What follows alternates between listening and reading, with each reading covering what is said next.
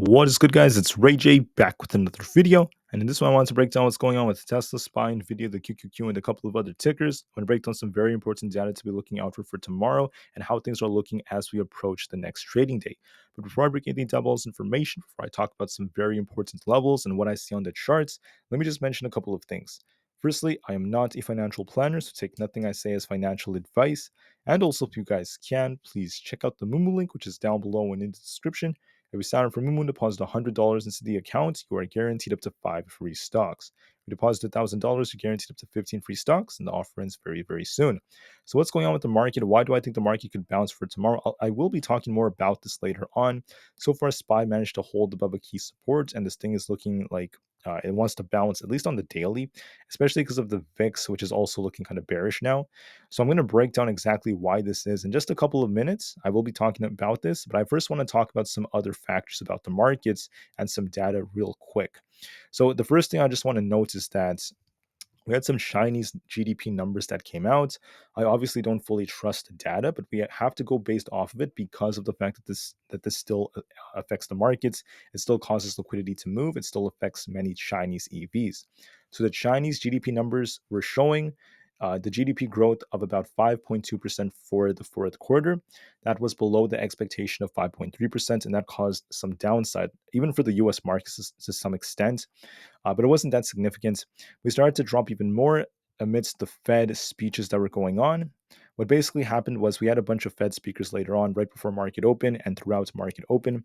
We had Barr, Bowman, Woods, and Williams from the Fed all giving their speeches, and they basically were saying that the Fed is likely not going to be cutting in March, most likely. They don't have plans to do so. They're going to be waiting to see what the data tells them, and they don't want to cut rates prematurely, basically. That's what they were basically saying.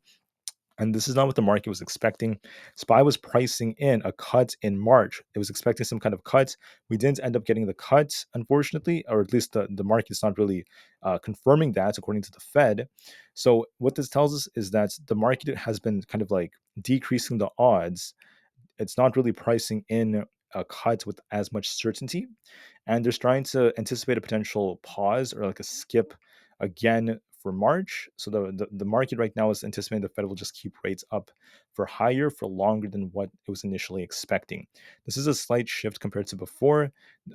Before the market thought that the Fed was going to cut in March. Now the market is thinking that they might not do so.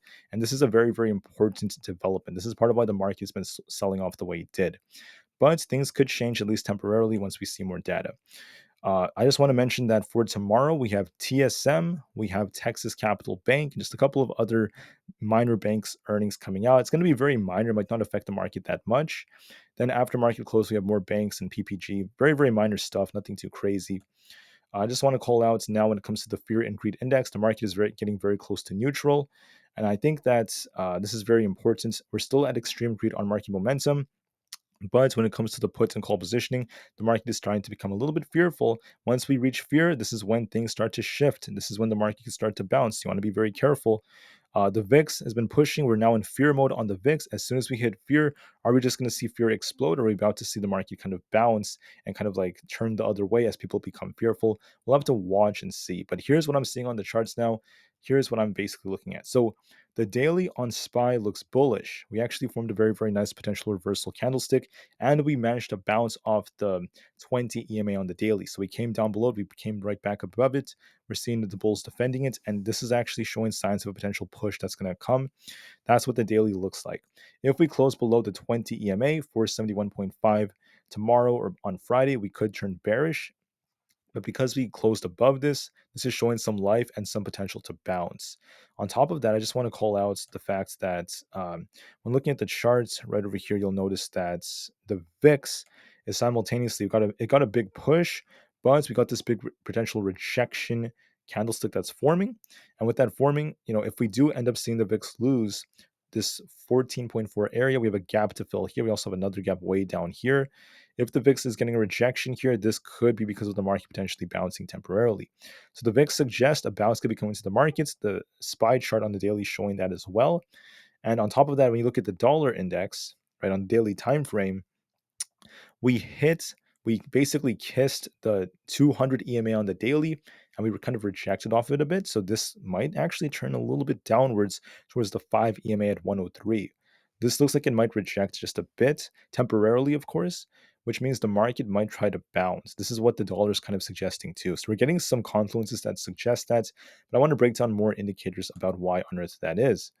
On the 4-hour time frame, although this dropped quite a bit, we were seeing some buyers defending it. We're starting to curl a little bit on the 4 hours, so we're going to be watching that very carefully. But here are the important levels now, at least on SPY. So to turn bullish on SPY, we want to see this thing try to break 473. If we manage to either close above here or break this, we're going to be looking for a push for 475. That's where we have this gap to fill. So 473 is going to be the key resistance. For support, you want to see this thing hold above 471.5 and also 470. Those are two major supports. We held 470 for the most parts today. We did temporarily go below it, but it doesn't matter because we came right back up. So we basically held 470 for almost the entire day. And then on top of that, I just want to mention that the buyers are looking like they're trying to defend at the end of the day. So in my opinion, if we're bearish, you want to see it lose, at least close below 471.5 and then lose 470. If we lose that, there's going to be a risk of it coming down to 469, then 468. 468 is a bigger level than 469, so that's going to be our next target if we lose 470. If we're bullish, you want to see it break 473 and push up to 475. What is more probable from what I'm excuse me, what is more probable from what I'm looking at? The answer is I think it's more likely we're going to break 473 and we're going to try pushing back up to 475 over the next couple of days. I think that's very probable. I think that's with our bullish divergence on SPY, the bullish candlesticks on SPY on the daily, and then the bearish looking candlesticks on the VIX and also on the dollar index. There's a very good chance it's going to try to push above 473, and then by the next 2 days, we might see this thing try to push up and fill that gap. I do favor that a little bit more, but just to be safe, make sure you watch your levels. On the QQQ, if we're bearish on the QQQ, you want to see this thing close below. In my opinion, we want to see this thing basically close below 404. If we lose 404, our next target is 402. If we're bullish, you want to see this thing break 408. If we break this, it's going to push up to fill the gap at 409.5-ish. And then we have 410 above that. What do I think is more likely? I think there's a very good chance 408 is going to break. We're going to be trying to fill the gap and get close to 410. I find that very, very probable. And I think that there's a very good chance the QQQ could achieve that. On top of that, if you look at Tesla, Tesla is basically, is trying to push up. But the thing about Tesla is we haven't actually broken this key resistance yet. So these are the key levels. It's very simple, right? We have this yellow line right here. This is going to be our 213.8 and 212 below that. That's a very important support. We held this to a T today. We held this very nicely on Tesla, 212. It's basically the same as what I said in the morning. If we're bearish, you want to see Tesla lose 213.8 and then 212. If we lose 212, there's going to be a bigger drop coming. So far, we held it very nicely. If we're bullish, however, you want to see it break 217.6. If we break that, a push to 220 is coming. What do I favor? Honestly, guys, looking at the current trend, I'm going to show you something on Tesla. Tesla also happens to have on the 4-hour time frame, Tesla is trying to turn. We also have a very strong bullish divergence that developed right here. We have a nice bullish divergence, which suggests that it's going to be testing at least a 20 EMA on the 4-hour time frame, which aligns with 220 right now. So I think the odds favor. So I'm always prepared for anything, guys, as a trader, but I favor the upside in a gap fill on Tesla over the next 2 days to at least 220. I think it might attempt to bounce very, very soon. On Apple stock, here's the thing that's very interesting about Aapl. Aapl has something somewhat similar. I mean, it's trying to push into after hours. It actually tried to get above 182.5, which suggests that we could try to fill this gap at 183, then eventually push up to 183.5. We also have a bullish divergence on Aapl the last time I checked it on these time frames. This might actually attempt to bounce with this bullish divergence that was attempting to form, and we might see this thing attempt to push even higher. So we're about to get a bullish crossover on the PPO as well. We'll be watching to see if we get that. If we do get that, look for a push towards 183.5 adds to 20 EMA. If we break 183.5, our next target is 185 at the 50 EMA on the 4-hour time frame. So watch and see if we could break 183.5. If we break this, I think we're going to break past 184.25 as well. And the next target is going to be very close to the 185s. So 183.5, basically we're favoring a push above the 183s. If we're bearish, you want to see it basically lose 181 and close below that. But we actually grabbed liquidity here. We got a very, very nice wick. They're starting to buy it right here. The buyer stepped in. There's a good chance it's going to try to push even higher and try to make its way up to the higher levels. So I favor Apple bouncing and pushing up to at least 183.5 and maybe even higher than that. But just to be safe, let's see 181. Just pay attention to that as key support. There's a good chance Apple will bounce. For Nvidia, we have resistance right now at 560. Actually, I think we're just barely at 560 exactly. So that's actually our support.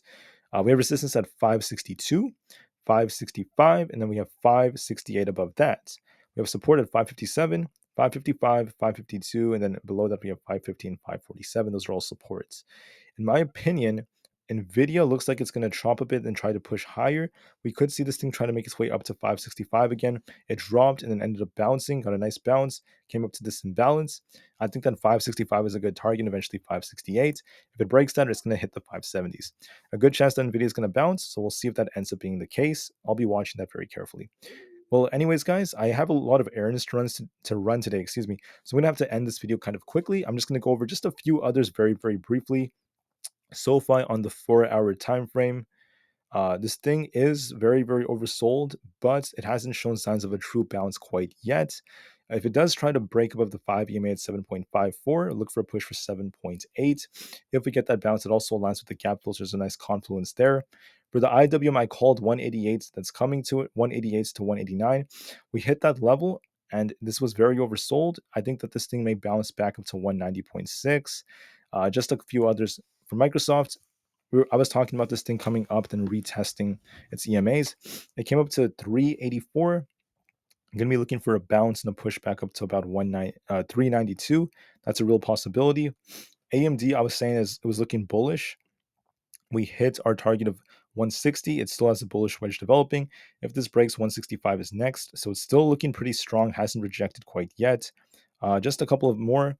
Coinbase came down to 133. 133 is very important because it's kind of chopping right here. It's forming a potential inverse head and shoulders. So that being said, we could be looking for a test of about 136.8 and 140, then some sideways price action. So small bounce is very possible. On Google, we're going to be looking for just sideways price action. Not really seeing much on Google right now. Could just chop. It's kind of stuck between the 50 and 20 EMA. It has to break 143 flat to turn a little bullish and push back up to 145. For bearish, you want to see it lose 142, then sink to 140. In my opinion, it could try to push a little bit. As far as Amazon goes, I think that there's a very good chance Amazon could attempt to break the 50 EMA at 152. If that breaks, we have 152.5 coming, then eventually those higher levels. We also have this wick at 155. So could Amazon hold 150? If we hold this, it could attempt to bounce back up to at least 152. If it fails and rejects and loses 150, 148 is next. My gut tells me it's going to try to test 152, but it's going to chop around a bit. And then finally for Meta, this thing, it came down quite a bit. This thing was basically just dropping and dropping, and we got a nice liquidity grab down here. And it managed to close above the 50 EMA. So I wouldn't be surprised if this thing kind of chops a little bit, retests around 370, and it could push a little higher towards 374 then trade sideways. I think that it might actually try to form this it could be forming a head and shoulders. So this could be like a left shoulder head and a right shoulder forming, which means it might push a little bit temporarily back up to 374. Then it might just trade sideways after that. So I see a little push on Meta before this thing trades sideways. With that being said, guys, thank you for listening. Hopefully this video was helpful. I have to go now. So have a great day and peace out.